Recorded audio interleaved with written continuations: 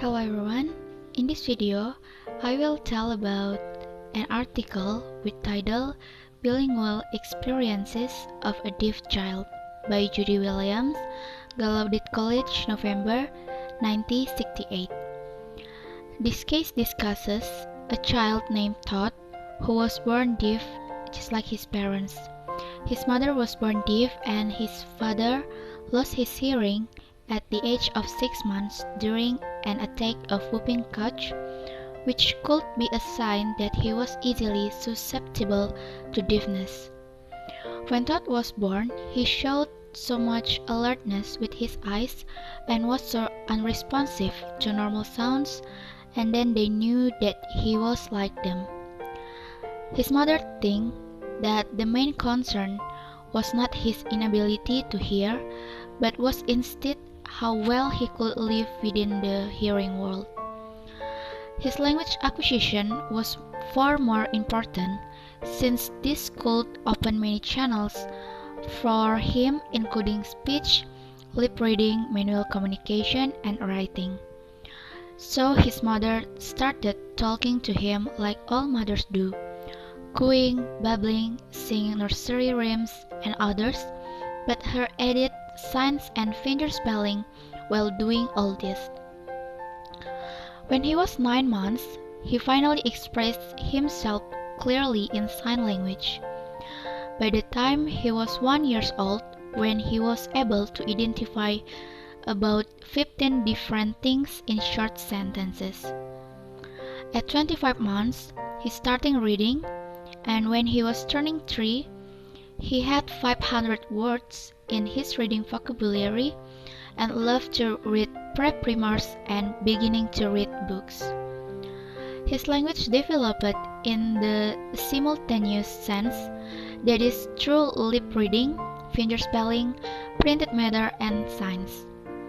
His mother see no conflict in his bilingual acquisition of English and sign language, but believed that it greatly aided him. He loved nursery rhymes and was able to recite them himself. He eventually used his speech and sang some syllables out loud.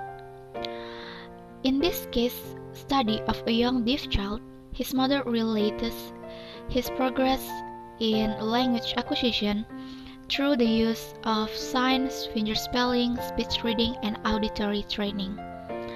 The child received training at the Gallaudet Preschool from the age of 30 months. The author of this article believes that there are distinct advantages to a bilingual acquisition of English and sign language, especially in allowing the child to express his needs, acquisition, and responses in either language. Without early training in sign language, a deaf child may have some language competence if he becomes a very good lip reader, but he will be terribly hampered in his formative preschool years. The author of this article concludes from her experiences that sign language can be made into a visual equivalent of English and should be used at an early age as one means of communication between children and their teachers. So I think the best way to communicate with deaf baby is always talk to the baby, even if he cannot hear what you say. Your feelings show on your face and body. Show your feelings by cuddling, touching, and smiling, and use lots of facial expressions and gestures.